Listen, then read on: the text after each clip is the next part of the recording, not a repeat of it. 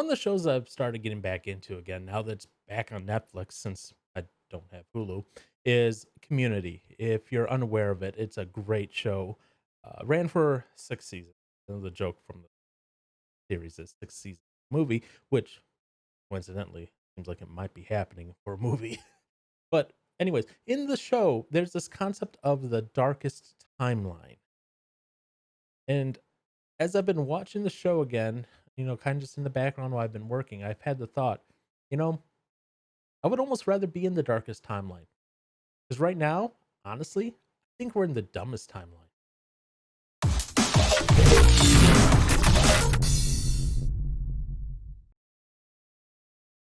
So, for those of you who haven't seen Community, what it is a bunch of people at a community college who become essentially a family.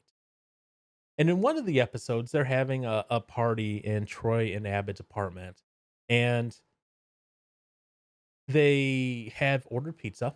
And in order to determine who goes down and gets the pizza when the person, the doorbell rang, is one of the characters, Jeff Winger, rolls a die, a six-sided die.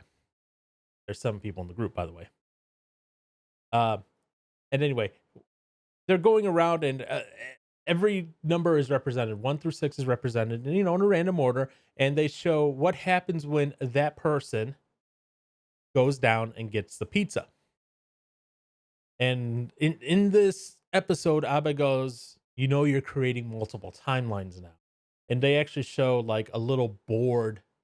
Every time the die is rolled, the die pops up, the number goes down, blah, blah, blah, blah.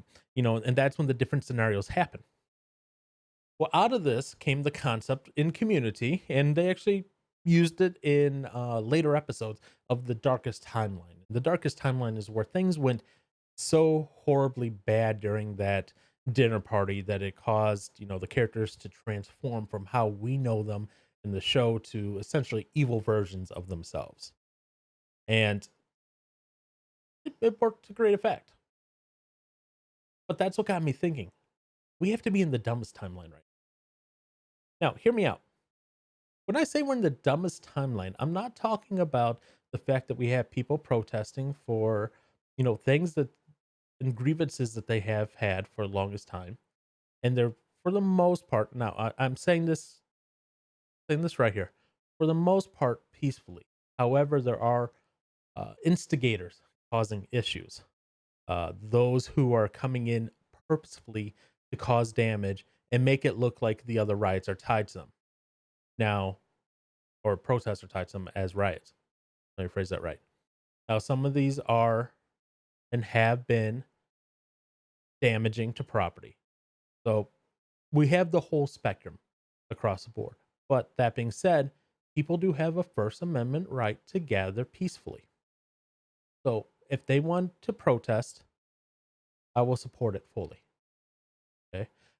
When I say we're in the dumbest timeline, I'm not talking about the virus currently ravaging the world, coronavirus, and the restrictions going in around it. When I say the dumbest timeline, what I'm talking about is people wanting to make permanent long-term changes based on immediate short-term emotional temper tantrums. Okay, so what do I mean by that? So over in New York, you have Cuomo. Everyone loves Cuomo. And recently he was on Twitter and he retweeted a picture and said, "Don't make me come down there." And the picture was essentially people out on the streets, just enjoying the city, enjoying the weather, out by bars and restaurants. And what this is in reference to is earlier in the year, Cuomo literally went down with the police officers to where a bunch of people were gathered together to disperse them. He has nothing else to do, so he goes and does that to personally oversee the spreading of people. So him tweeting, "Don't make me come down there," was essentially a threat, harking back to this. At the same time, what's happening is we have health officials and Cuomo and others saying protests are essential health activities. And these protests,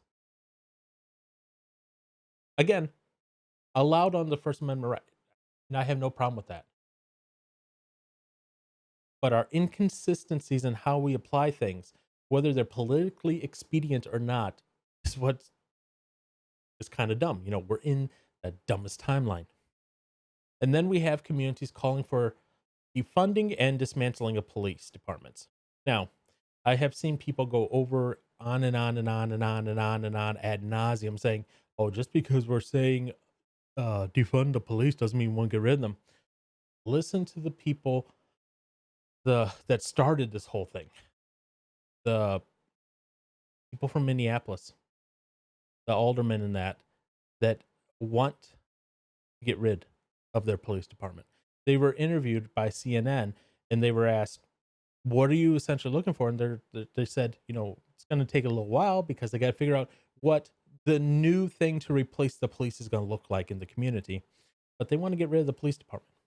And now, to be fair, they want to divert some funds from, the police. I've heard that over here in where I live, Milwaukee, where they want to take some of the funds that the police have and give them to like mental health services.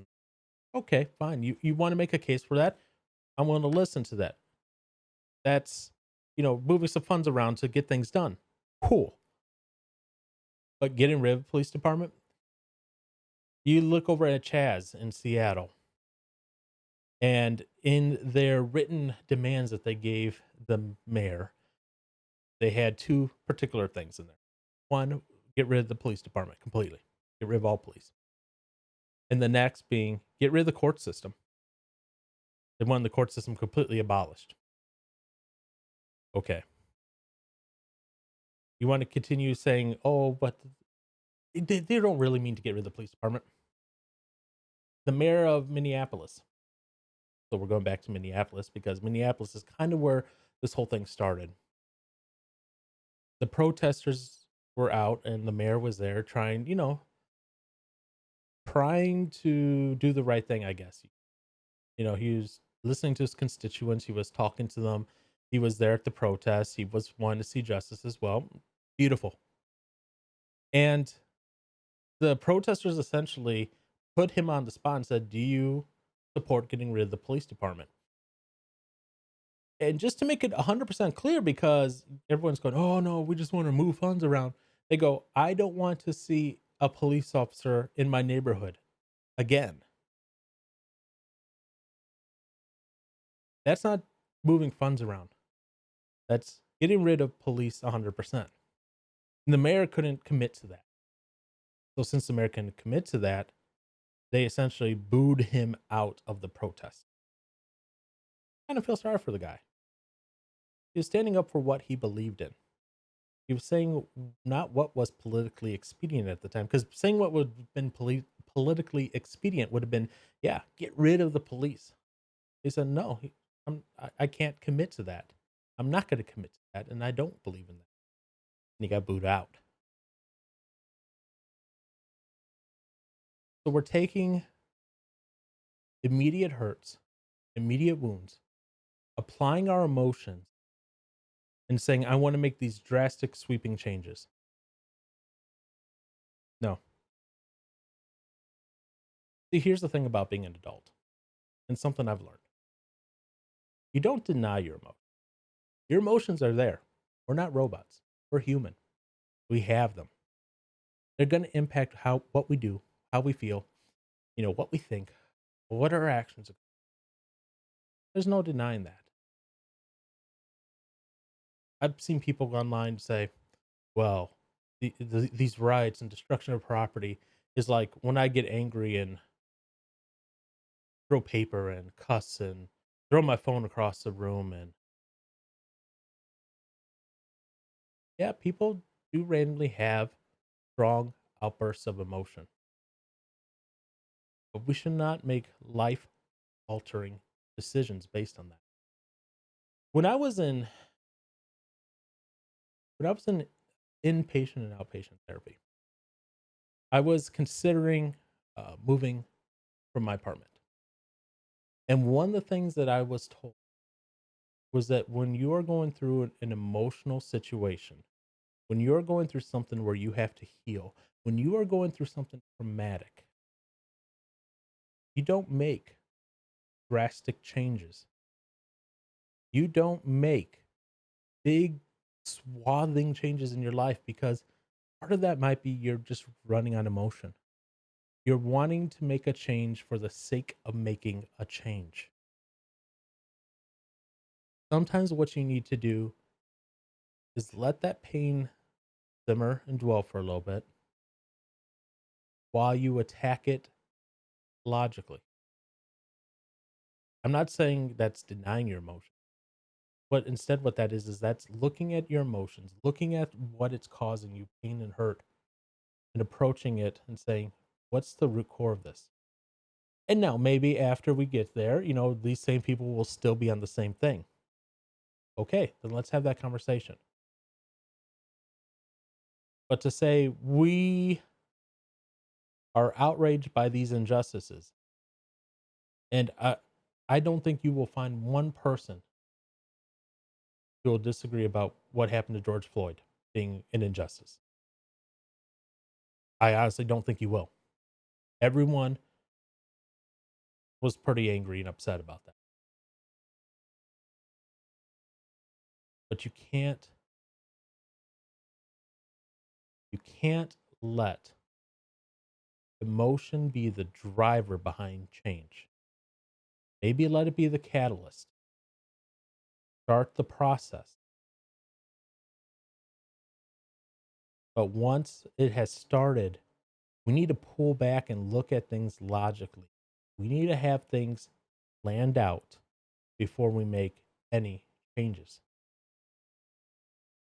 Because if we become a country, if we become a people, if we become a culture that is ruled solely by our emotions,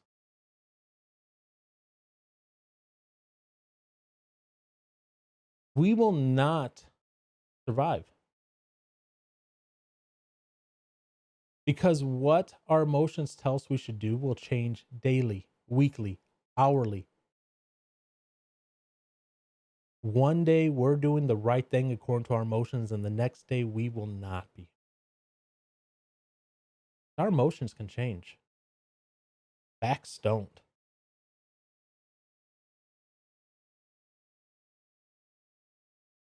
And what the rest of the country feels is right, if they make it feel right based on emotions alone, that can change. And you, righteous warrior today, who is on the front line being praised by every media outlet available, today will be seen as the hero that our generation needs. And tomorrow, if we're basing everything based on emotion, you'll be the most evil, vile scum.